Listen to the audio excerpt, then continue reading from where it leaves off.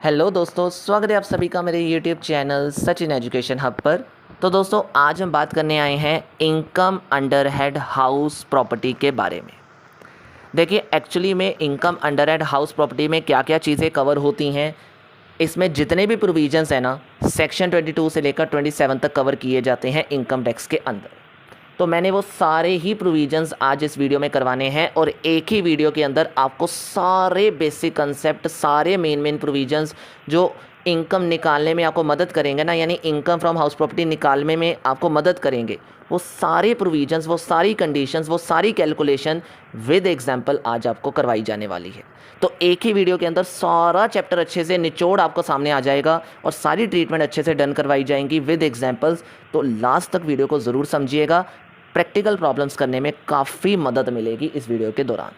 ठीक है जी, तो चलिए शुरू करते हैं और समझते हैं हाउस प्रॉपर्टी इनकम में क्या क्या चीज़ें आने वाली हैं। शुरू करने से पहले अगर आप में से किसी भी स्टूडेंट को कॉमर्स सब्जेक्ट से रिगार्डिंग कोई नोट्स चाहिए तो आप हमारे टेलीग्राम चैनल, वेबसाइट या व्हाट्सएप चैनल को ज्वाइन कर सकते हैं।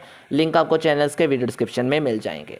और दोस्तों, अगर आप में से किसी भी स्टूडेंट को प्रैक्टिकल या थ्योरेटिकल सब्जेक्ट, कॉमर्स सब्जेक्ट से रिलेटेड कोई भी प्रॉब्लम आती है तो आप हमसे क्लासेस भी ले सकते हैं। ऑनलाइन क्लासेस हम आपको फ्लेक्सिबल टाइमिंग के साथ लेस फीस में प्रोवाइड करते हैं। डिटेल्स आपको क्लासेस की वीडियो डिस्क्रिप्शन में मिल जाएंगी। हाँ जी, तो देखिए, अब सबसे पहले हाउस प्रॉपर्टी की हेड में आपको क्या चीज़ कवर करनी है। जितनी भी रेंटल इनकम एक असेसी को किसी हाउस प्रॉपर्टी से मिल रही है, वही रेंटल इनकम इस हेड के अंदर चार्जेबल की जाएगी। देखो, अगर आप किसी घर के ऑनर हो तो ऑफकोर्स आपने अपना घर किसी को किराए पर रहने के लिए दे दिया होगा। अब जब भी कोई पर्सन आपके घर में रह रहा है तो वो रेंट आपको पे कर रहा होगा। तो इसका मतलब है एवरी मंथ आपको रेंटल इनकम मिल रही है आपके उस घर से, राइट। तो रेंटल इनकम सरकार कहती है कि आपको अपने टैक्सेबल इनकम का पार्ट तो बनाना पड़ेगा। इसीलिए income under head house property में सेक्शन 22 से लेकर सेक्शन 27 के अंदर सरकार ने आपको कुछ प्रोविजंस और कंडीशंस बताई हैं, जिसके अकॉर्डिंग आपने अपनी हाउस प्रॉपर्टी इनकम को कैलकुलेट करना है। अपनी रेंटल इनकम जो आपको हाउस प्रॉपर्टी से मिल रही है उसको ट्रीट आउट, मतलब उसको कैलकुलेट करना है, उसको ट्रीट करना है। ठीक है जी। तो कैसे कैलकुलेशन करेंगे, क्या क्या कंडीशंस उसमें फॉलो करनी पड़ेंगी, किन किन प्रोविजंस का ध्यान रखना पड़ेगा, वो सारी बातें आपको इस चैप्टर के अंदर समझ आने वाली हैं। ठीक है, तो अब सबसे पहले हम यही सीखने वाले हैं कि जो हाउस प्रॉपर्टी इनकम है वो कैलकुलेट कैसे करते हैं। तो सरकार ने आपको इस चीज़ का एक परफॉर्मा प्रोवाइड करा है, और वो परफॉर्मा क्या है, यानी house taxable house property income आप कैसे निकालोगे। Number 1, gross annual value. देखिए, सेक्शन 23 के अंदर सबसे पहले सरकार कहती है कि आपको ग्रॉस एनुअल वैल्यू पता करनी है कि आपके घर की ग्रॉस एनुअल वैल्यू क्या है। तो सेक्शन 23 में आपको बहुत सारे केसेस दिए गए हैं, उसके अकॉर्डिंग हम निकालना सीखेंगे कि ग्रॉस एनुअल वैल्यू कैसे निकालते हैं, यानी किस मतलब कौन सी रेंटल इनकम जो है वो हमारी ग्रॉस एनुअल वैल्यू मानी जाएगी। ठीक है, उसके बाद आपने जब जीएवी निकाल दिया, देन आपको क्या लेना है, म्यूनसिपल टैक्सेस बीच में से लेस करने हैं। Municipal taxes just like property taxes, घर के प्रॉपर्टी टैक्सेस तो होते ही हैं, प्रॉपर्टी का टैक्स तो आपको पे करना पड़ता ही है। तो अगर एक ऑनर ने, ध्यान से सुनना, अगर किसी मतलब म्यूनसिपल टैक्सेस एक ऑनर ने पे किए हैं, मींस असेसी ने खुद के अपने घर के पे किए हैं, तो ही इसकी डिडक्शन आपको मिलेगी। मींस जीएवी में से उसकी वैल्यू कम की जा सकती है, यानी लेस किया जा सकता है प्रॉपर्टी टैक्सेस को, अगर ऑनर ने पे किए हैं। लेकिन अगर टेनेंट यानी जो पर्सन वहाँ रह रहा है रेंट पे अगर उसने पे किए हैं तो फिर आपको यहाँ डिडक्शन नहीं मिलेगी। मींस आपकी जीएवी में से म्यूनसिपल टैक्सेस माइनस नहीं किए जाएंगे, सिर्फ ऑनर ने अगर पे किए हैं तो ही माइनस होंगे। फिर आपकी नेट एनुअल वैल्यू आ जाएगी, एंड देन आपको सरकार की तरफ से कुछ डिडक्शंस मिल रही हैं जो आपकी टैक्सेबल इनकम को थोड़ा कम करने में मदद करेंगी, यानी आपकी हाउस प्रॉपर्टी इनकम को, आपकी एनुअल वैल्यू को कम करने में मदद करेंगी। तो सबसे पहले सरकार ने कहा सैलरी की तरह ही आपको स्टैंडर्ड डिडक्शन इसमें सबसे पहले दी जाएगी, जो कि आपकी नेट एनुअल वैल्यू का 30% माना जाएगा। सरकार ने सीधे सीधे कह दिया कि आपकी अगर कोई नेट एनुअल वैल्यू बनती है तो उसका 30% हमारी तरफ से माफ़ कर दिया जाएगा, मींस उसका 30% स्टैंडर्ड डिडक्शन में से लेस कर दिया जाएगा। फिर अब उसके बाद आता है इंटरेस्ट ऑन लोन। तो सेक्शन 24 के अंदर, सेक्शन 24B के अंदर आपको ये बताया गया कि अगर आप कोई अपना घर बनवाते हो या फिर रिपेयर करवाते हो तो हो सकता है आपने अपने बैंक से लोन लिया हो उस पर्पस के लिए। तो उसके ऊपर आप इंटरेस्ट पे कर रहे होते हो। तो अगर आपने कोई भी इंटरेस्ट अपने हाउस की कंस्ट्रक्शन या रिपेयरिंग पर्पस के लिए लिया था, उसका इंटरेस्ट अगर आप पे कर रहे हो, तो सरकार ने कहा उसकी भी डिडक्शन आप यहाँ ले सकते हो। तो उसकी कैलकुलेशन, उसके प्रोविजंस भी आपको इस सेक्शन के अंदर समझाए जाएंगे कि किस तरीके से वो वैल्यू कैलकुलेट की जाएगी। तो आगे हम अब वही चीज़ें डिस्कस करने वाले हैं। तो कैलकुलेशन पता चल गई कि एनएवी में से ये दोनों चीज़ें यानी नेट एनुअल वैल्यू में से ये दोनों चीज़ें जब लेस हो जाएंगी तो आपको मिल जाएगी आपकी taxable income from the house property. Done. अब सबसे पहली चीज़ है ग्रॉस एनुअल वैल्यू कैसे निकालेंगे। देखिए ग्रॉस एनुअल वैल्यू हमारा सेक्शन 23 है सबसे पहले, जो हमें बताता है कि अलग अलग केसेस होते हैं यानी अलग अलग वेज होते हैं जिसके ज़रिए हमें रेंटल इनकम मिलती है। तो हमने जीएवी किस चीज़ को लेना है, कैसे ट्रीट आउट करना है, कैसे उसकी कैलकुलेशन करनी है। तो सबसे पहला केस है कि अगर आपने अपने घर को पूरे साल के लिए लेट आउट किया हुआ है, मीन्स पूरे साल के लिए आपने अपने घर को रेंट पे दे दिया था, तो उस केस में ग्रॉस एनुअल वैल्यू कैसे निकाली जाएगी। तो अगर पूरे साल के लिए रेंट पे घर रहा है तो सबसे पहले आपने क्या करना है, घर की म्यूनिसिपल वैल्यू और घर की फेयर रेंटल वैल्यू। देखिए फेयर रेंटल वैल्यू का मतलब होता है सिमिलर, आपकी जिस लोकेलिटी में आपका घर है उसमें सिमिलर तरह की प्रॉपर्टी का रेंट कितना है, उसको हम फेयर रेंटल वैल्यू कहते हैं। तो फेयर रेंटल वैल्यू और म्यूनिसिपल वैल्यू, आपके घर की ये दोनों वैल्यूज़ पहले ली जाएंगी जो क्वेश्चन में आपको गिवन होंगी। इन दोनों चीज़ों को आपने कंपेयर करना है और विच एवर इज़ हायर आपने ढूंढना है। और फिर जो भी आंसर आएगा स्टेप नंबर 2 में, जो भी आंसर आएगा उसके साथ मतलब स्टैंडर्ड रेंट के साथ उसको फिर आपने कंपेयर करना है। पहले म्यूनिसिपल वैल्यू और fair rental value whichever is higher, फिर जो आंसर आएगा उसको स्टैंडर्ड रेंट के साथ कंपेयर करके विच एवर इज़ लोअर लेना है। पहले हायर फिर लोअर, और सेकंड स्टेप में जो आंसर लोअर का आएगा ना उसको एस्टिमेटेड रेंट का नाम दे दिया जाएगा। और फिर आखिरी यानी थर्ड स्टेप में एस्टिमेटेड रेंट और एक्चुअल रेंट यानी पूरे साल में आपको कितना रेंट एक्चुअली में मिला या मिल रहा है उस चीज़ को कंपेयर करना है, एक्चुअल रेंट और एस्टिमेटेड रेंट को, और फिर विच एवर इज हायर जो आंसर आएगा उसको जीएवी माना जाएगा। एमवी और FR whichever is higher, जो आंसर आएगा स्टैंडर्ड रेंट के साथ कंपेयर करके लोअर लेना है उसको एस्टिमेटेड रेंट बोला जाएगा। एस्टिमेटेड रेंट को एयर के साथ कंपेयर करके विच एवर इज हायर में जो आंसर आएगा उसको जीएवी बोला जाएगा। आई होप आपको समझ में आ गया। अब इस चीज़ को जल्दी से ज़रा देख सकते हो एग्जाम्पल के ज़रिए कि हाउस 1, 2 और 3 दिया हुआ है, सारी चीज़ें जो मैंने बोली वो आपको प्रोवाइडेड है। अब जीएवी कैसे निकाला जाएगा, तो हर एक हाउस में आपने सबसे पहले क्या कंपेयर करना है, म्यूनिसिपल वैल्यू और fair rental value whichever is higher. तो पहले घर में 90,000, दूसरे घर में 66 और 60 में से 66,000 आ गया, और हाउस नंबर 3 में 20,000 से और 21 में से 21 आ गया, राइट। फिर जो आंसर आया उसको स्टैंडर्ड रेंट के साथ कंपेयर करना है। आपने पहले हाउस में 90,000 और 85,000 में से 85 ले लिया विच एवर इज लोअर, लेकिन जब आपने देखा कि सेकंड और थर्ड हाउस में नॉट अवेलेबल है यानी स्टैंडर्ड रेंट है ही नहीं, तो कोई बात नहीं, उसको हम कंपेयर नहीं करेंगे, हम सीधे ही क्या ले लेंगे जो मतलब इसका मतलब वो अवेलेबल है ही नहीं, हमने कंपैरिजन करना ही नहीं है, हमने सेकंड स्टेप करना ही नहीं है।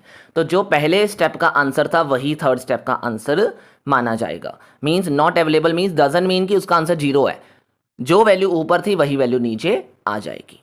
ठीक है जी। तो बस फिर आपका जो एस्टिमेटेड रेंट निकल के आएगा लोअर वाला जो आंसर निकल के आएगा उसको एक्चुअल रेंट के साथ कंपेयर करके विच एवरेज हायर ढूंढ लेना है, वो आपका ग्रॉस एनुअल वैल्यू माना जाएगा। 85,000 हो गया पहले में, 66 और 70 में से 70 हो जाएगा, और 21 और 21 में तो 21 ही रहेगा। That's all, very simple, right. अब अगर हम बात करते हैं केस नंबर 2 की, तो देखिए केस नंबर 2 है कि अगर आपने कहा पूरे साल के लिए मैंने अपना घर रेंट पे दे दिया, तो पूरे साल के लिए मुझे रेंट मिल रहा होगा।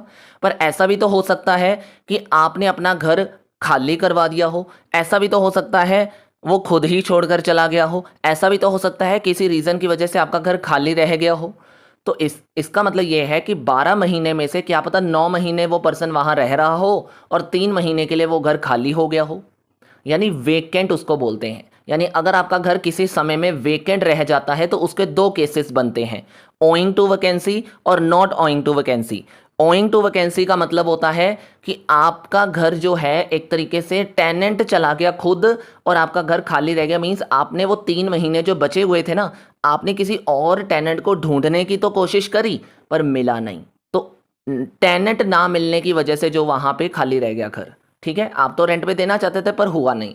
दूसरा case not owing to vacancy में क्या होगा, अब आपने उसको कहा कोई पर्सनल रीजन की वजह से कि भाई चले जाओ, अब मैं अपना घर खुद यूज करना चाहता हूं या मैं अब अपना घर रेंट पे नहीं देना चाहता, तब उसने 3 महीने के लिए वो घर छोड़ दिया होगा, राइट। तो दो चीजें होती हैं, अगर तो टेनेंट ही नहीं मिला, पता है कि वैकेंसी है किसी वजह के कारण, आप मतलब किसी मेन रीजन मतलब टेनेंट ही नहीं अवेलेबल है, तो मेरा घर अगर कैंसिल मतलब तो मेरा घर अगर खाली रह जाता है, तो वहां पे जीएवी क्या मानी जाएगी वैल्यू, एक्चुअल रेंट मानी जाएगी। अब देखो वेकेंट की वजह से आपका जो रेंट होगा, अब नीचे देखना ज़रा, अब नीचे देखना ज़रा, म्यूनसिपल वैल्यू और fair rental value whichever is higher ले लिया, जो आंसर आएगा स्टैंडर्ड रेंट के साथ लोअर ले लिया। अब ध्यान दो क्या हुआ है, एक्चुअल रेंट में से वैकेंसी माइनस करनी है, यानी वेकेंट मंथ का यानी पूरे 12 महीने का एक्चुअल रेंट ले लिया, उसमें से जितने महीने का वेकेंट था उस महीने का माइनस कर दिया। अब आपके माइंड में आएगा कि एक्चुअल रेंट और एस्टिमेटेड रेंट में विच एवर इज हायर लेना है। पर सुन लो, अगर तो ओइंग टू वैकेंसी वाला केस हुआ, टेनेंट मिला ही नहीं मुझे, उस वजह से घर खाली रह गया, तो फिर उस केस में आपने जीएवी चाहे एआर कम ही क्यों ना हो, मतलब एआर लोअर ऑफ ही क्यों ना हो, फिर भी एआर ही मानना है, यानी जीएवी एआर ही बनेगा अगर वैकेंसी की वजह से घर खाली हुआ है। लेकिन अगर नॉट ओइंग टू वैकेंसी है, मीन्स हो सकता है मैंने उसको किसी वजह से निकाल दिया या मैं खुद वो घर रखना चाहता था, तो उस केस में जितने पीरियड के लिए वैकेंसी मैंने खुद करवाई उसको नॉट ओइंग टू वैकेंसी बोला जाएगा। फिर अगर ईआर और एआर में विच एवरेज हायर जो होगा वही लिया जाएगा।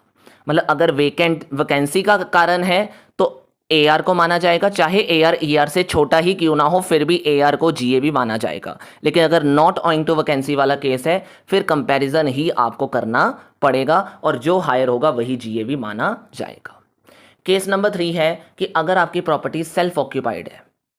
अब केस नंबर 3 क्या है, सेल्फ ऑक्यूपाइड मीन्स आपने अपने घर को खुद ऑक्यूपाई करके रखा हुआ है, रेंट पे नहीं दिया हुआ, तो उस केस में अब आपको रेंट तो मिल नहीं रहा। तो सरकार ने कहा ऐसा नहीं चलेगा, ऐसे तो आप सारे घर अपने पास रख लोगे। तो सरकार ने कहा अगर 2 घर है ना आपके पास सेल्फ तो चलेगा, 2 से ज़्यादा घरों के लिए आपको ये एग्जेम्पशन अवेलेबल नहीं है। एग्जेम्पशन मतलब सर जो एनुअल वैल्यू होती है ना, यानी जो हम जीएवी निकालते हैं उसको निल बनाया जाएगा। मतलब अगर आपके पास कोई सेल्फ ऑक्यूपाइड घर है तो उसमें आपकी एनुअल वैल्यू को निल यानी 0 रखा जाएगा, और ये चीज़ सिर्फ 0 जो रखा जाएगा वो सिर्फ 2 घरों के लिए रखा जाएगा।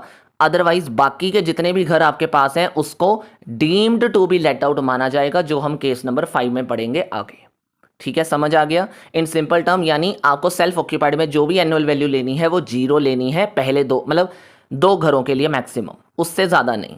ठीक है, उसके बाद आते हैं केस नंबर 4 में कि ऐसा भी तो हो सकता है कि मैंने थोड़े महीने के लिए घर को रेंट पे दे दिया और थोड़े महीने के लिए मैंने खुद ऑक्यूपाई कर लिया, मतलब खुद रख लिया अपने पास। तो ऐसे केस में क्या किया जाएगा, जितने मंथ के लिए मैंने उसको रेंट पे दिया था उसको सेम एज इट इज़ जैसे लेट आउट की कैलकुलेशन करते हैं जीएवी की वैसे की जाएगी, और जितने महीनों के लिए मैंने सेल्फ रखा उसको उसकी एनुअल वैल्यू निल मानी जाएगी।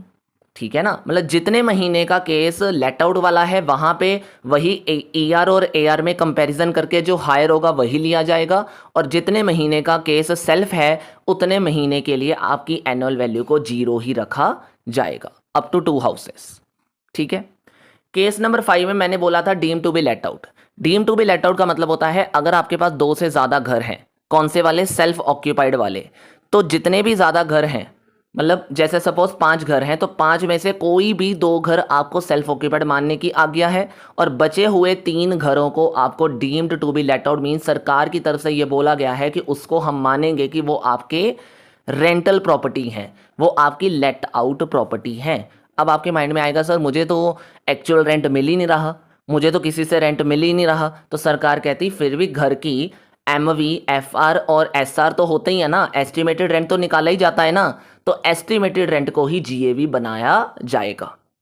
मतलब अगर आपने 2 से ज़्यादा घर अपने पास रखे तो जो भी 2 घर को आप सेल्फ रखना चाहते हो वो रख लो, जो बचा हुआ 1 घर होगा ना वो घर आपको क्या मानना पड़ेगा, उसके अंदर जो जीएवी है उसको एस्टिमेटेड रेंट माना जाएगा, और उसको deem to be let out means उसकी इनकम को ट्रीट टैक्सेबल इनकम की तरह किया जाएगा।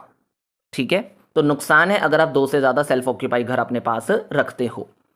केस नंबर 6 में बोला गया कि अगर हाउस प्रॉपर्टी, अब देखो एक हाउस प्रॉपर्टी है आपकी, उसका सपोज एक ग्राउंड फ्लोर है, एक फर्स्ट फ्लोर है। ग्राउंड फ्लोर पे आप रह रहे हो और फर्स्ट फ्लोर पे आपने किसी को रेंट पे दे दिया, तो इन केसेस के अंदर भी क्या किया जाएगा, फ्लोर वाइज आपने जैसे मतलब जितना भी पोर्शन आपने लेट आउट में दिया है उस पोर्शन की कैलकुलेशन लेट आउट की तरह की जाएगी, और जितना पोर्शन सेल्फ दिया गया है, सॉरी मतलब आपने खुद ऑक्यूपाई किया हुआ है, उसकी एनुअल वैल्यू को 0 रखा जाएगा, उसकी एनुअल वैल्यू को 0 रखा जाएगा, क्योंकि आपने खुद ऑक्यूपाई करा है, और जितना रेंट में दिया है उतने पोर्शन को आप क्या कर दोगे, लेट आउट के केस की तरह एस्टिमेटेड रेंट और एक्चुअल रेंट के बीच में जो हायर होगा वो आप जीएवी बना लोगे। ठीक है जी। अगला केस आपके पास आ गया, अब केस खत्म हो गए, जीएवी निकालना खत्म हो गया। अब इसमें कुछ एक ट्रीटमेंट है जो ध्यान में रखिएगा कि अनरिलाइज रेंट की ट्रीटमेंट कैसे करनी है। ऐसा भी तो हो सकता है कि किसी पर्सन ने मुझे रेंट ही नहीं दिया, तो उस केस में सरकार कहती है जब तक रेंट नहीं मिला उसको ट्रीट नहीं करना, rent should be received in previous year. जितना रेंट पिछले साल में मिला है सिर्फ उतना ही लेना है, अनरिलाइज रेंट नहीं लेना। तो इस केस में क्या करोगे, देखो सिंपल सी बात है, मैंने नीचे फॉर्मेट बता दिया कि एक्चुअल रेंट में से वैकेंसी वाला तो जो मैंने बताना था वो बता दिया, एक्चुअल रेंट में से ही आपको क्या माइनस करना है, अनरिलाइज रेंट माइनस करना है, कि जितने महीने की जितनी अमाउंट उसने नहीं दी उतनी अमाउंट को एक्चुअल रेंट में से माइनस कर दिया जाएगा। अगर तो वैकेंसी वाला केस हुआ तो एआर को ही जीएवी माना जाएगा, चाहे लोअर ही क्यों ना हो, लेकिन अगर नॉट ओइंग टू वैकेंसी वाला केस हुआ तो फिर एआर की वैल्यू चाहे कम है चाहे ज़्यादा है, मतलब चाहे कम है, लेकिन ईआर और एआर में कंपैरिजन करने के बाद ही आपको क्या है, जीएवी बनाना पड़ेगा। ठीक है जी। अगली अब ट्रीटमेंट, अब जीएवी खत्म हो गया फाइनली। अब अगला जो मेन केस इसमें आता है that is a municipal taxes या प्रॉपर्टी टैक्सेस क्या करना है। देखिए प्रॉपर्टी टैक्सेस के लिए आपको ध्यान में रखना है कि जितने भी प्रॉपर्टी टैक्सेस हैं वो आपकी ग्रॉस एनुअल वैल्यू में से माइनस कर दिए जाते हैं, क्या निकालने के लिए, नेट एनुअल वैल्यू निकालने के लिए, राइट। लेकिन कौन से प्रॉपर्टी टैक्सेस लेने हैं, सिर्फ आपने वही प्रॉपर्टी टैक्सेस लेने हैं जिन प्रॉपर्टी टैक्सेस को ऑनर ने खुद पे किया है, टेनेंट ने पे नहीं किया, और दूसरा जो एक्चुअली पेड हो चुके हैं। पेड, मैंने पेड कहा, ड्यू नहीं कहा। सिंपल सी बात है कि जितने भी पिछले साल में म्यूनिसिपल टैक्सेस पे किए गए हैं वही आएंगे, ड्यू वाले नहीं आएंगे। और दूसरी चीज़, सपोज ऐसा भी तो हो सकता है पिछले 2 सालों के आपने प्रॉपर्टी टैक्सेस पिछले ही साल में पे किए हैं, तो उस केसेस में सारी अमाउंट पिछले साल में पे की है ना, तो मैं ये कह रहा हूँ जितनी भी अमाउंट, चाहे पिछले 5 सालों की ही अमाउंट पिछले साल पे की हो, जो एक्चुअली पे हो चुके हैं ना प्रॉपर्टी टैक्सेस पिछले साल, उतनी ही अमाउंट ली जाएगी। मींस पेड वर्ड ही लिया जाएगा, नॉट पेड या ड्यू वर्ड नहीं लिया जाएगा। ठीक है जी, चलो, और ऑनर द्वारा ही पे होने चाहिए। अब अगला टॉपिक आपका जो इसमें रहता है that is deduction under section 24, जिसमें सबसे पहली डिडक्शन तो बहुत सिंपल सी है कि स्टैंडर्ड डिडक्शन जो कि नेट एनुअल वैल्यू में से सरकार की तरफ से आपको 30% लेस करने के लिए बोला गया है। मींस नेट एनुअल वैल्यू का 30% सीधे ही माफ हो जाएगा। ठीक है। अगली डिडक्शन है इंटरेस्ट ऑन लोन, जो कि बहुत समझने वाली है, ध्यान से करिएगा कि इंटरेस्ट ऑन लोन जो है वो 2 तरीके का माना जाता है।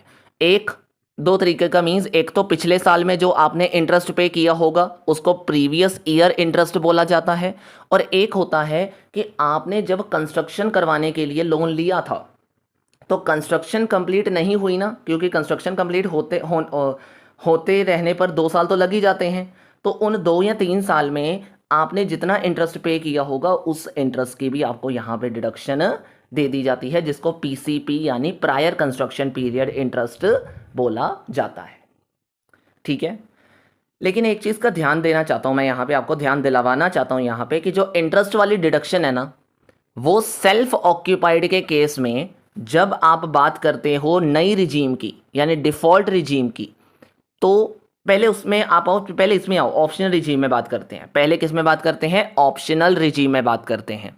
देखो ऑप्शनल रिजीम में क्या होता था, ग्रॉस एनुअल वैल्यू, मतलब देखो सेल्फ ऑक्यूपाइड में मैंने क्या बोला, एनुअल वैल्यू 0 ही रहेगी। अगर एनुअल वैल्यू 0 है तो स्टैंडर्ड डिडक्शन भी 0 है। लेकिन क्या होता था, जो इंटरेस्ट की वैल्यू होती थी ना वो लिखी जाती थी, जिसकी वजह से नेगेटिव वैल्यू आती थी। और नेगेटिव वैल्यू जब आती है ना किसी भी केस में, तो वो आपकी हाउस प्रॉपर्टी इनकम को कम करने में मदद कर देती थी। यानी आपकी टोटल इनकम तब कम हो जाती है जब कोई नेगेटिव फिगर बीच में आ जाती है। तो एक तरीके से सेल्फ ऑक्यूपाइड केस के अंदर जब इंटरेस्ट हम लेते थे ना ओल्ड रिजीम के अंदर, तो वो आपके लिए बेनिफिट होता था, क्योंकि वो आपकी टोटल इनकम को कम करने में काम आता था।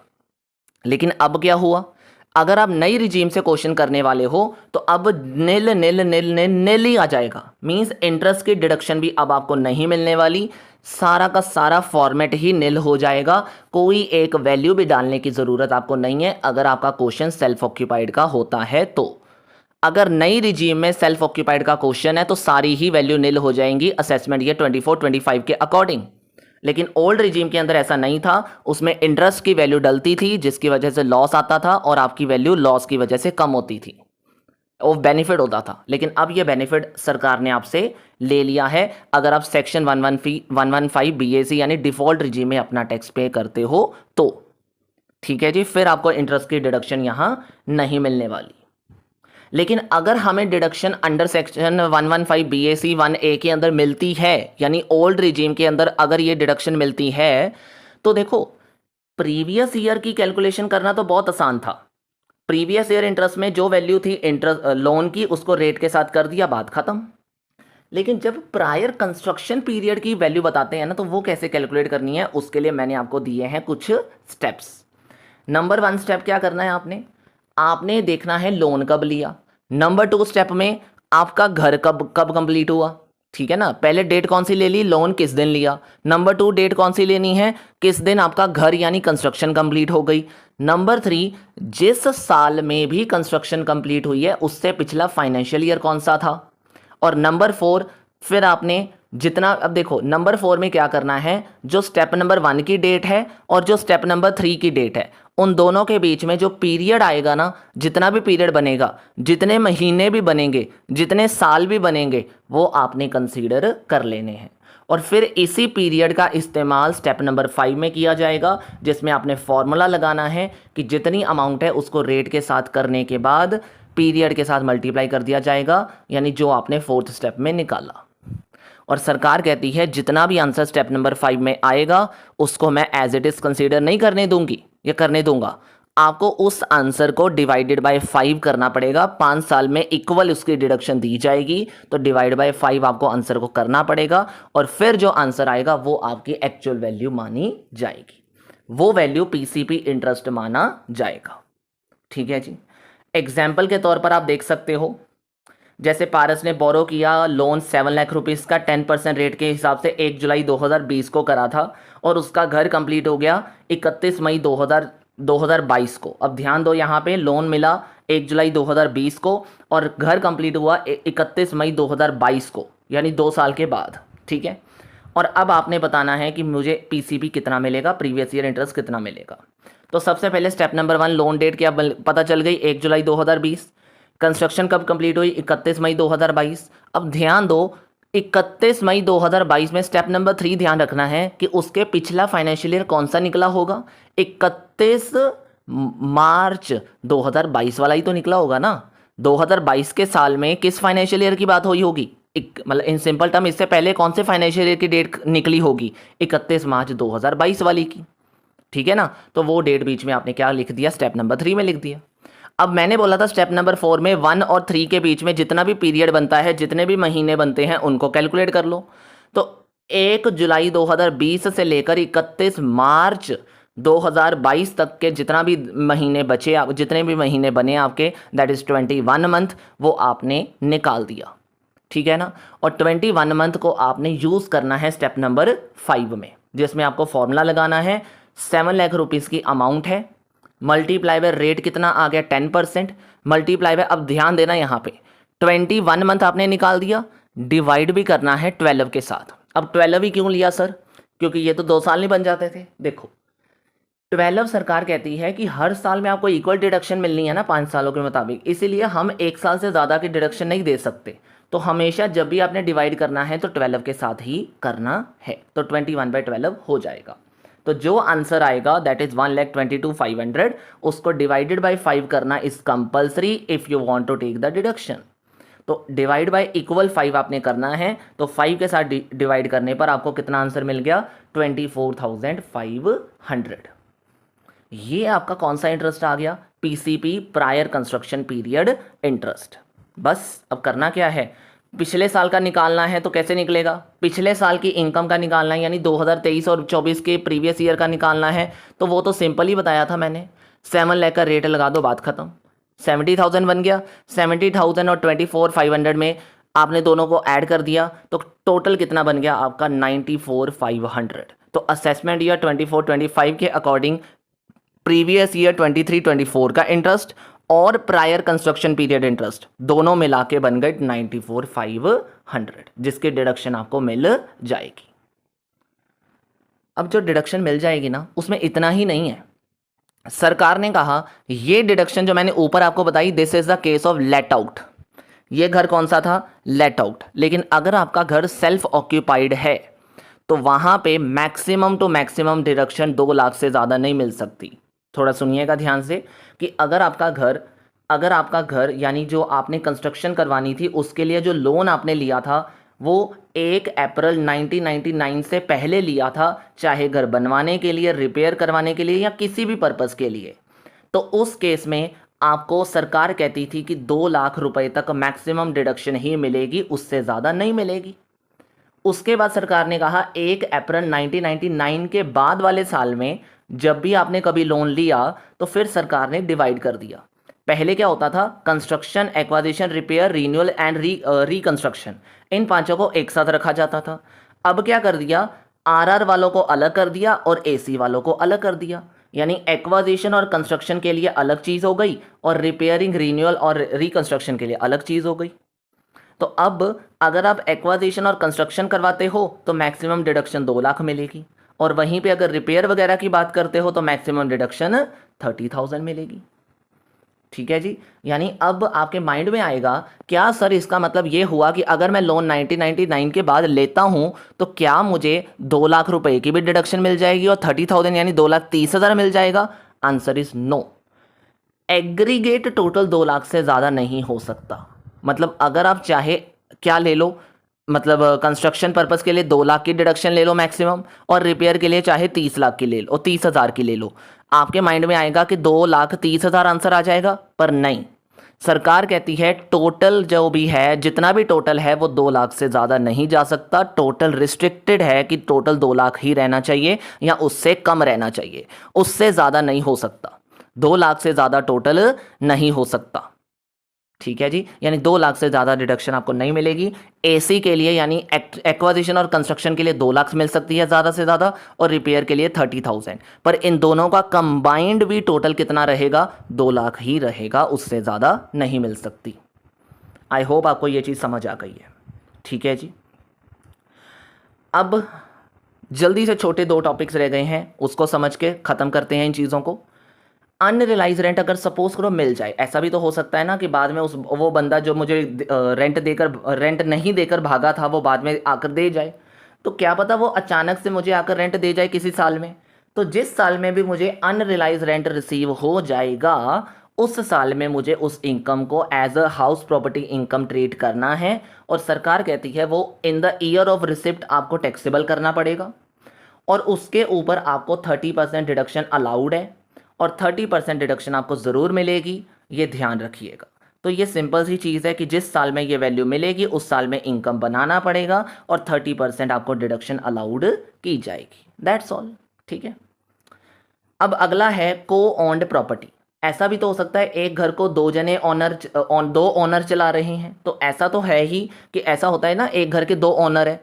तो वहाँ पे बहुत सिंपल सा केस है। अगर आपका घर कौन सा है, लेट आउट है, इन सिंपल टर्म अगर आपका घर क्या है, लेट आउट है, मतलब किराए का मकान है, तो वहाँ पे जितनी भी इनकम यानी जितना भी रेंट उस घर से मिलेगा दोनों ओनर को मिला के उसकी टोटल इनकम निकाली जाएगी, और जो भी टोटल इनकम बनेगी वो उनके शेयर प्रपोजन में आपको डाल देनी है। शेयर प्रपोजन मीन्स सिंपल सी बात है, अगर दोनों का इक्वल प्रपोजन है, 50-50 प्रपोजन है, तो 50% ए को दे दूंगा मैं, 50% बी को दे दूंगा मैं। That's all.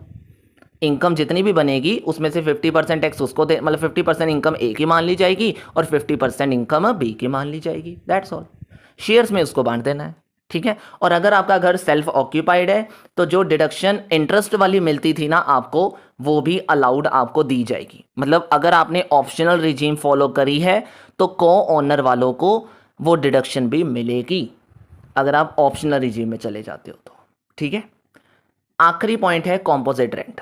अब देखिए कॉम्पोजिट रेंट का मतलब क्या होता है। कई बार ऐसा भी तो हो सकता है कि आप हाउस प्रॉपर्टी का रेंट ले रहे हो और क्या पता हाउस प्रॉपर्टी के साथ अटैच जो चीज़ें हैं जैसे कि फर्नीचर वगैरह, प्लांट एंड मशीनरी वगैरह, लिफ्ट वगैरह, सिक्योरिटी गार्ड वगैरह, उनका भी रेंट ले रहे हो, क्या पता आप। तो सरकार कहती है उन सब का रेंट अदर सोर्सेज में चला जाएगा, वो इसमें नहीं आएगा, वो अलग रेंट है। आपको सिर्फ हाउस प्रॉपर्टी का लेना है। अगर आपके हाउस प्रॉपर्टी के रेंट में इन सब चीज़ों का रेंट दिया गया है तो उसको इस रेंट में से लेस करना पड़ेगा और फिर जितना रेंट बनेगा वो आपका क्या माना जाएगा, एक्चुअल रेंट माना जाएगा, जिसको आपने जीएवी निकालने के लिए यूज़ करना है। आई होप आपको ये भी चीज़ समझ में आ गई, ठीक है जी। तो these are the all provision जो हाउस प्रॉपर्टी के यहाँ अंदर कवर होते हैं। आई होप आपको सारी चीज़ें अच्छे से पता चल गई हैं।